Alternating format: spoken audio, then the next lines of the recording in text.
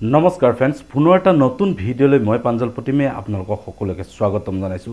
Assamese TV প্ৰাঞ্জলত আজি আপোনালোকৰ মাজলৈ লৈ আহিছো এনেকুৱা এটা ভিডিঅ' আপোনালোকে সকলোৱে গম পাইছে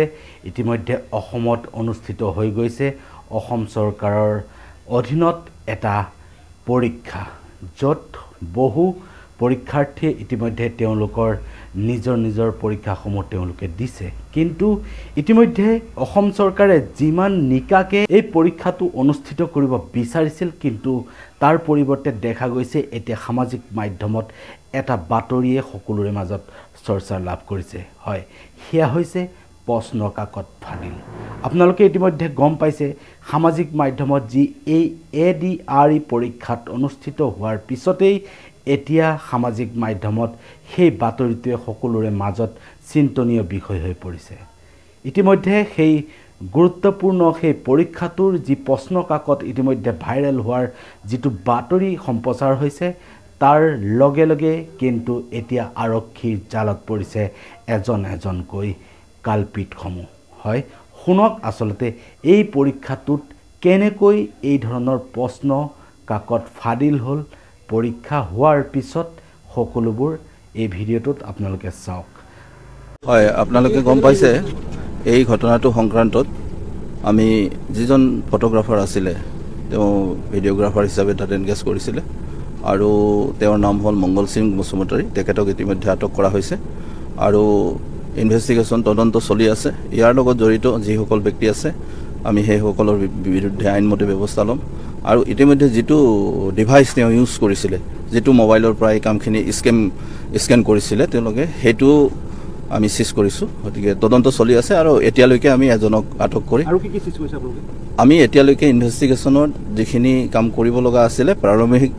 অনুসন্ধান কৰি আমি গোচৰৰ তদন্ত আৰম্ভ কৰিছো আৰু এতিয়ালৈকে আমি এজনক আটক কৰিছো আৰু তেখেতে যেটো মোবাইলৰ পৰা এটো ভাইৰেল কৰিছিলে যেটো ইনস্ট্ৰুমেন্ট হে ইনস্ট্ৰুমেন্ট আমি সিজ কৰিছো আৰু তদন্ত প্ৰক্ৰিয়া চলি আছে বাকি মই তদন্তৰ খাতিৰত এটা কম যিসকলে ভাইৰেল কৰা হৈছে বা নো একচুয়ালি কি হৈছে জানেনে আপোনালোকে যে যেটো ক্যামেৰা ইউজ কৰে আফটাৰ এক্সামিনেশন সাৰে কৈ দিলে তাৰ পিছত এটো এক্সামৰ সময়ত নহয় এক্সামিনেশনৰ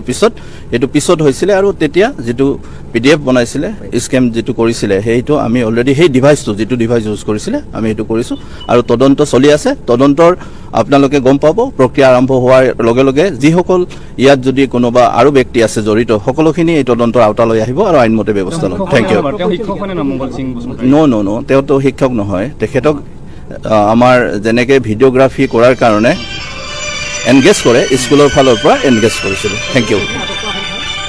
হয় আমি ফুটপুছৰ কাৰণে তিনিজন ব্যক্তিক আনিছো কিন্তু মংগল সিংজন প্ৰাইম একিউজ আৰু তেখেতৰ পৰা আমি ডিভাইস অলৰেডি সিজ কৰিছো আৰু তেখেত ইতিমধ্যে আমাৰ পুলিচৰ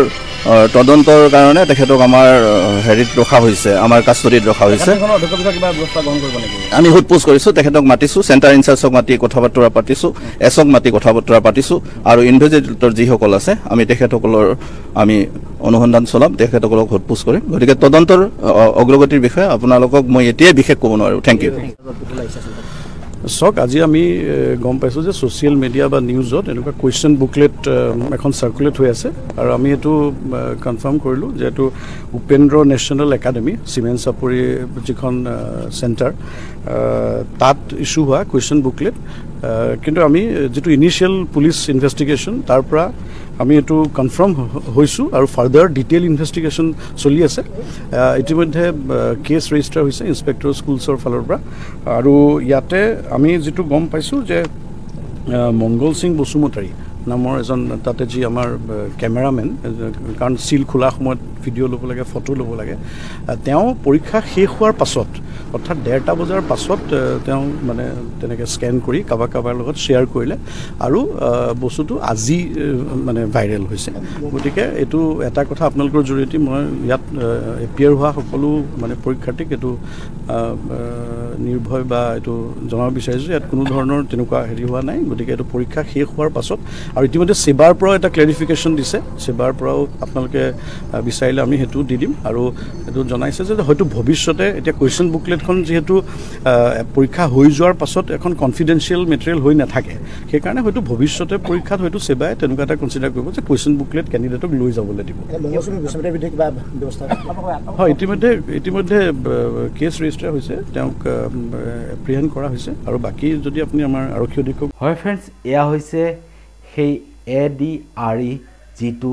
অসম চৰকাৰে নিকাভাৱে পৰিচালনা কৰাৰ যিটো নিযুক্তিৰ পৰীক্ষা আছিল তাৰ ওপৰত যিসকলে এতিয়া সেই প্ৰশ্ন কাকত ভাইৰেল কৰিছে তাৰ ওপৰত অসম চৰকাৰে লোৱা ব্যৱস্থাৰ এতিয়া দেখা গৈছে এজন এজনকৈ কালপিতসমূহক ধৰা দেখা গৈছে অনাগত দিনত এওঁলোকৰ নিচিনা হয়তো আৰু এনেকৈ ব্যক্তি যিসকল জড়িত হৈ আছে সকলোৰ